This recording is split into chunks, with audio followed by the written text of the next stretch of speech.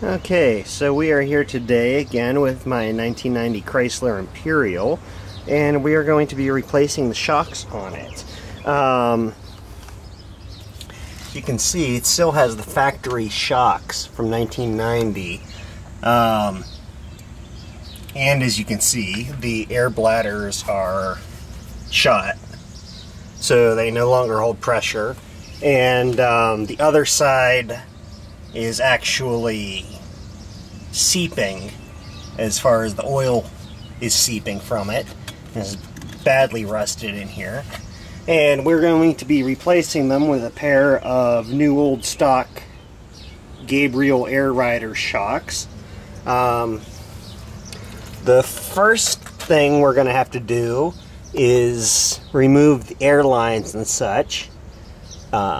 Because the new shocks actually use smaller air lines, and they do not have a sensor in them to use the automatic air leveling system, which doesn't work anyway, because on this car the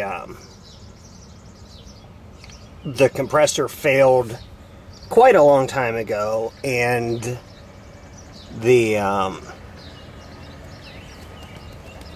the controller even, I tried rigging up an aftermarket compressor using the controller, and the controller just went up in smoke. So, yeah, we're just going to cut this wire here, which is the sensor cable, and then we'll go ahead and replace the shocks. First step after we get the air lines removed is going to be removing the bolts that hold the shocks in. They should just come out fairly easily, and then bolt the new shocks in. So stay tuned and we'll be right back. Okay, so we have the first bolt loose at the top, and what you have to do is, after you have the car jacked up, get the bolts broken loose, and then you have the car on a jack stand or whatever, and you have to release the tension on the shock by jacking up the axle a slight bit in order to actually free the shock from the mount, and then the bolt should come right out. I can turn it anyway. A little stubborn, it's been in here for 23 years. There we go. Bolt is out. Alright, so now on to the lower bolt.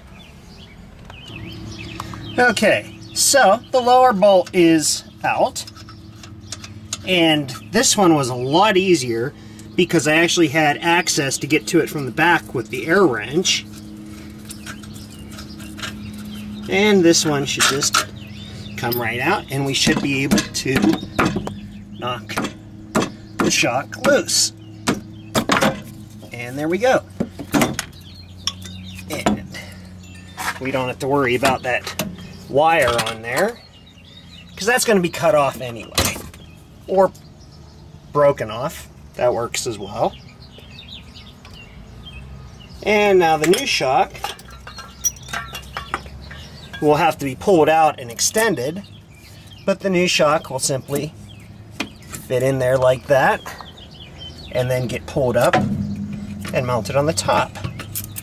So let's see if I can do this with one hand. It's not as easy as it looks. And get that bolt in there without dropping it into the spring mount. Find something to knock it out of there with.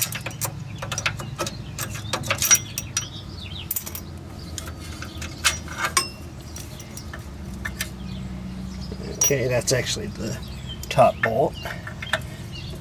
Not that I think it makes a big deal of difference. There we go.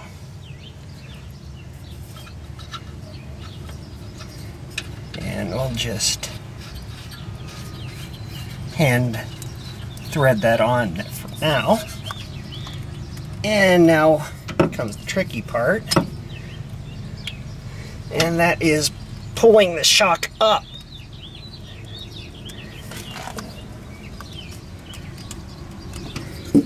You can see these actually have tension in them. The old ones hardly had anything. Although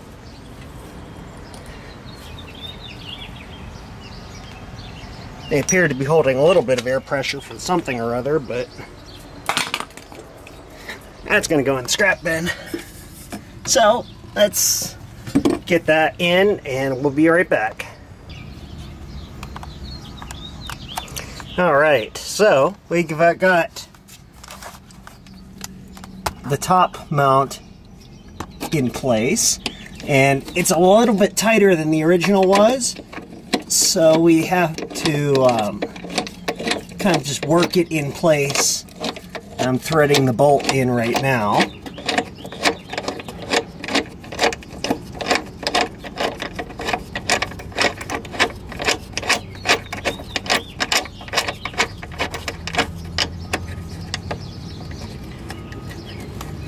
And it's a little tight going on the other side, so I'm going to need the wrench, and then we'll get that snugged in and tightened in place, and then we'll do the other side.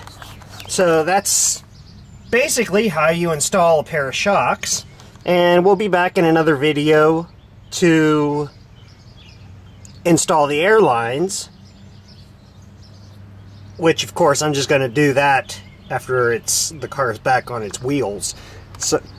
So there we go. Installation of rear shocks on a 1990 Chrysler Imperial, and most cars, as long as they have a spring and shock type suspension versus struts, this is basically the same way you would install shocks on pretty much any vehicle that has shocks versus struts. So yeah, thanks for watching.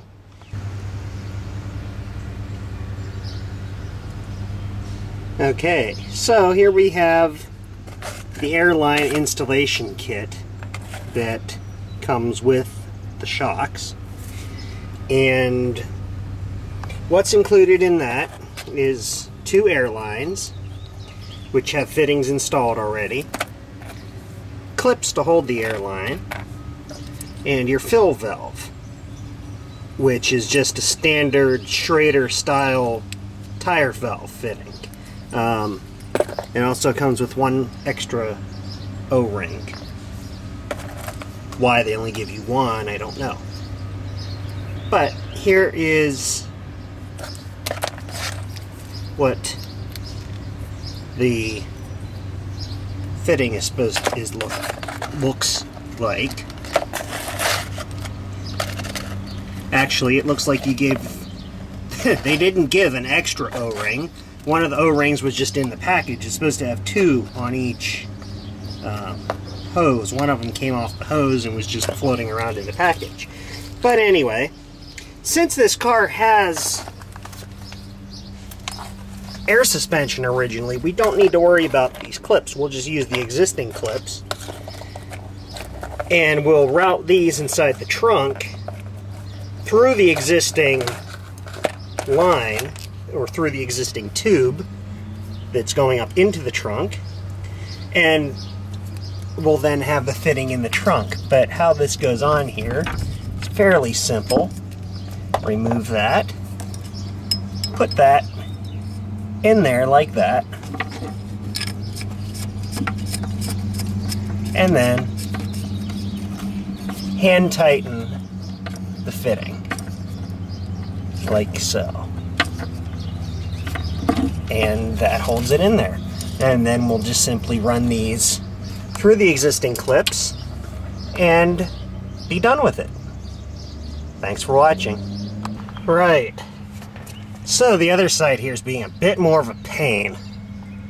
As you can see, the bushing and the mount is still on there. Or the bushing and the sleeve is still on there. But the shock is gone. I had to cut it with the grinder, pretty much muscle it out of there, and now I'm trying to burn the bushing off.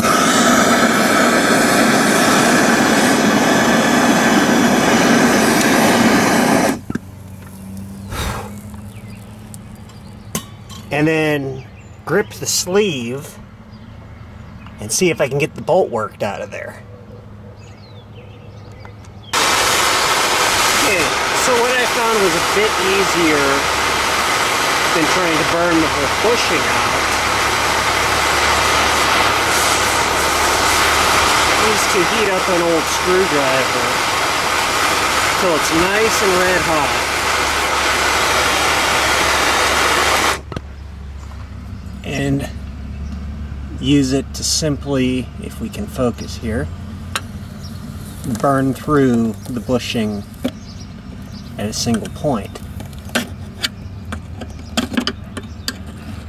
And there we go.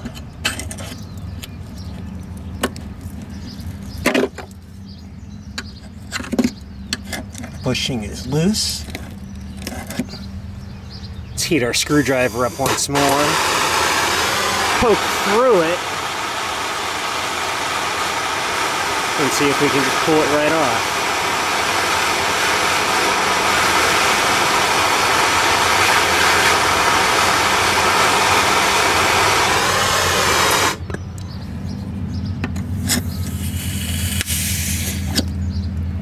Alright, we got a hole through it.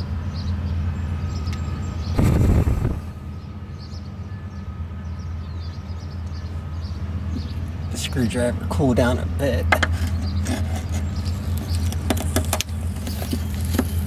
And there we go. Like a black burnt marshmallow.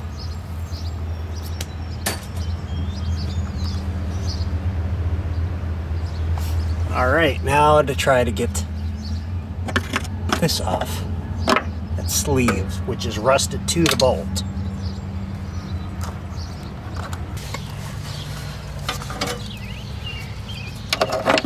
Okay, so I finally got it loose after gripping the sleeve with a pipe wrench and using a breaker bar and this. So, finally get this out, and of course now it's starting to rain. So we'll get this out of here. Oh, nice. We didn't even get it out. We just snapped the head of the bolt off. Wonderful. All right. So let's see if we can get this out some other way then. All right, so I finally managed to get the thing out by hacking at it with an angle grinder and pulling it out with pliers. So now to find another bolt to replace it with. Alright, finally we got that in. Now to get the wheel back on, get the air lines routed and see how they work.